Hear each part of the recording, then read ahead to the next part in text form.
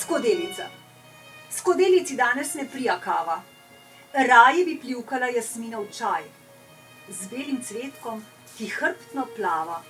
In ljubko dišimo vsak zavesljaj.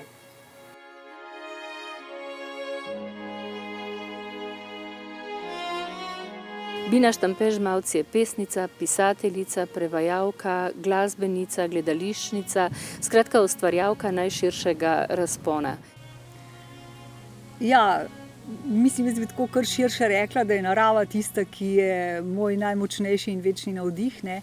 Normalno je, da se seveda ta moj odnos do narave čisto spontano, brez nekih predomišljanj pojavlja tudi v moji literaturi, ne, karkoli pač, ker je to bistven del mene, s tem, da to ni nič posebej čudnega, glede na to, da sem se rodila v kraji Gai, kot pravi Šuntaro Tanikawa, japonski veliki pesnik.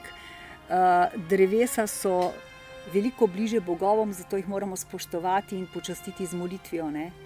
In jaz se popolnoma strinjam, da ne vem, zame je pač drevo nekaj fantastično bitje, no. V slovenskem prostoru dela že vrsto let, piše tako za otroke kot za odrasle. Kot kaže, je njena najmočnejša plat poezija. Loteva se tako vsakdanjih stvari, vsakdanjih zadev, kot velikih vprašanj, kot je na primer v pesmi Za liro večno vprašanje o večni ljubezni in smislu umetnosti in življenja nasploh. Ali kot pravi Louise Glück, ne, na koncu nihče noče biti muza, vsi hočejo biti Orfej. Pri nas je bila pesem doma, ne, v rodbini se je pelo tudi štiriglasno in tako naprej, ne, vsi so igrali inštrumente, ampak drugače pa šanson je bil moja ljubezen, velika, velika, velika, in jaz sem tudi to prepevala. Kdaj pa pride tisti pravi trenutek, ne, da nastane neologizem, nastane sam po sebi, ampak seveda iz vseh teh usedlin, o katerih sem zdajle pravila, ne. Verjetno moraš imeti tudi majčkeno občutka za glasbo, za zvočnost jezika, ne.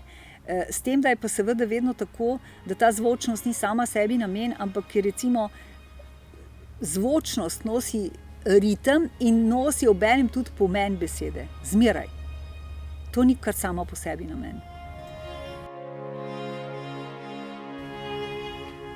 Ja, to je pač seveda neka zelo, zelo stara, antična in tudi tema človeka kot umrljivega bitja, da se vsi bojimo tiste neznane dežele, tistega prestopa, in je tako človek recimo skozi zgodovino vedno iskal neke